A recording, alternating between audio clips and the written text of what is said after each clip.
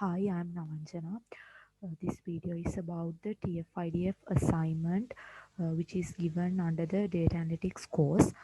In the assignment, it is expected to model the basic functionality of a plagiarism checker by identifying the most similar document to the query file out of the provided 5 documents. So let me move to my code. So first I have uploaded the required files to the Google Colab from my device. For that I have used this files.upload function. As you can see, all the files including 1, 2, 3, 4, 5 and query are being uploaded to the Colab. Here the main expectation is to find the most similar document to the query. So moving on to the next step. In this part, I have read the content of the above 6 files into 6 separate variables named as doc1, doc2, doc3, doc4, doc5 and docquery. So here I have also created an array containing all the above documents.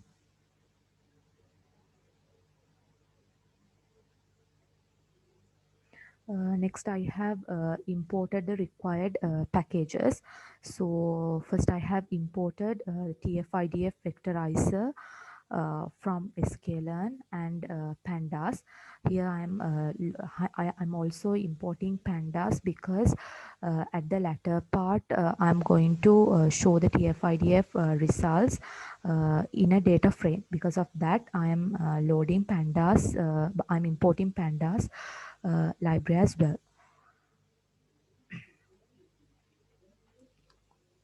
Mm, So in this part initially I have created an instance of the TF-IDF vectorizer class. Here this TF-IDF vectorizer will be mainly used to tokenize documents, learn the vocabulary and inverse the document frequency weightings.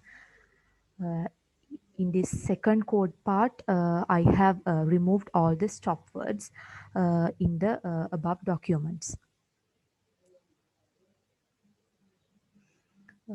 And moving on to this step, here it will here it will convert the documents into a matrix. It will take the documents array which I have created before, and then it will return a matrix named response. And in this part I'm going to print the dimensions of the above created matrix. According to that, it will return a 6 into 329 matrix.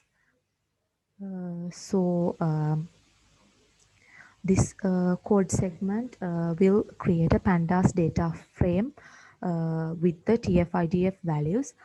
So as in the output, the rows will contain all the documents, and it will be indexed as doc1, doc2, doc3, doc4, doc5 and docquery, and all the columns will represent the extracted features or the words from the documents, and each cell will represent the TF-IDF values.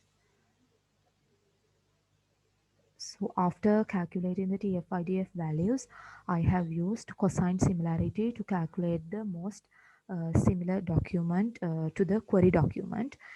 In order to do that, first I have imported the required library, which is the cosine similarity.